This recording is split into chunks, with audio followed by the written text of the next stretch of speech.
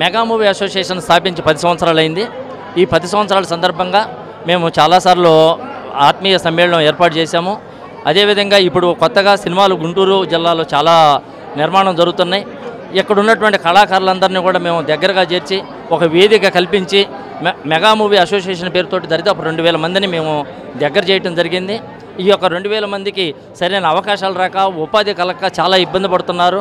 వాళ్ళందరికీ అవకాశాలు రావాలని ఇక్కడ దరిదాపు 2000 మంది ఆర్టిస్టులతోటి మా సంస్థ రన్ అవుతుంది. ఈ 2000 మందికి సరైన ఉపాధి లేక హైదరాబాద్ దగ్గరికి వెళ్ళి సినిమాలు చేస్తున్నారు.